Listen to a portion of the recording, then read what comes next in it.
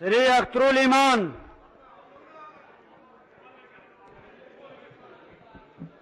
अध्यक्ष महोदय, पिछले दिनों में जो घटना घटी है उससे मैं समझता हूं कि पक्ष और विपक्ष दोनों लोग शर्मिंदा हैं और सिर्फ हम ही सदन के लोग शर्मिंदा नहीं हैं।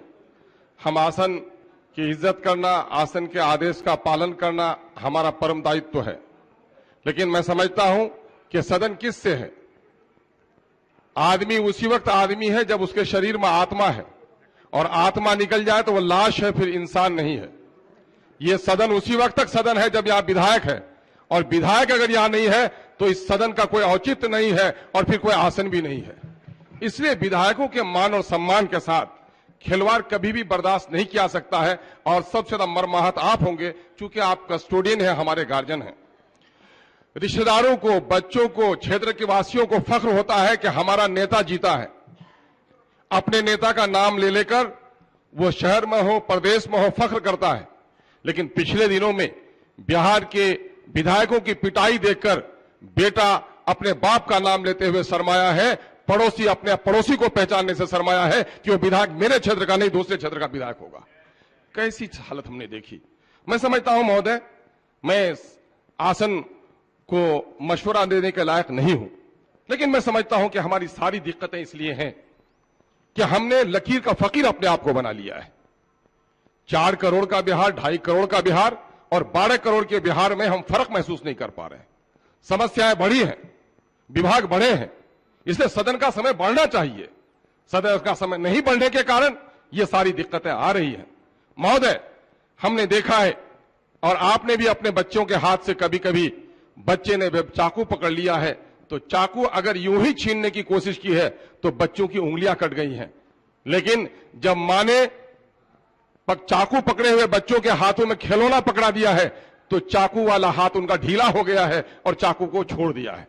मैं समझता हूं कि इस क्राइसिस से निपटने के लिए हमारे पास एक मौका था, और आप सर्वोपरि हैं। आप कह सकते थे कि ठीक है, सदन को 2 दिन के लिए, 3 दिन के लिए उबलते हुए पानी में चेहरा नजर नहीं आता, रोष और आक्रोश में सच्चाई दब जाती है। अगर आपने समय दे दिया होता, समय बढ़ा दिया होता तो शायद ये स्थिति पैदा नहीं हो सकती थी। मैं मशवरे के तौर पर कह रहा हूं। लेकिन मैं कहूंगा आखिर में कि इस बात को लेकर बहुत दिनों तक प्रेम किसी से कितना भी हो, हम मुर्दे को अपने घर में नहीं रख सकते, उसको दफनाने ही में भलाई हमारी है। तो उसको दफनाने का उपाय होना चाहिए। चूंकि सत्ता पक्ष में जो लोग होते हैं, कहा किसी कवि ने कि फलदार ही के दरख्त में होती है पत्थरों की चोट, न हो जिसको यह हौसला वो बेसमर रहे, यानी फल नहीं आएगा।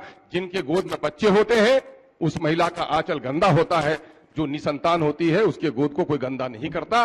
सत्ता पक्ष को चाहिए अपना बड़ा उदार दिल करे। और मैं विपक्ष के लोगों को भी कहूंगा कि माफ करना बड़प्पन है, और गलती को माफ कर देना दूसरों के, यह भी बहुत बड़ा अजीम कारनामा है। तो हम इन लोगों को मिटाएं। लेकिन एक बात आखिर में कह के जाऊंगा कि वक्त सबसे बड़ा मुंसफ हुआ करता है। अगर हमने पुलिस के उन बिगड़े हुए अफसरों की खैरियत नहीं ली, यकीनन कभी आपने नहीं कहा होगा कि विधायक को पीटो। मैं सरकार को भी नहीं कहूंगा कि सरकार का कोई मंत्री कहेगा कि विधायक को पीटो, नहीं। वो कहा जाता हां कहा तो हुलकूम पकड़ लिया।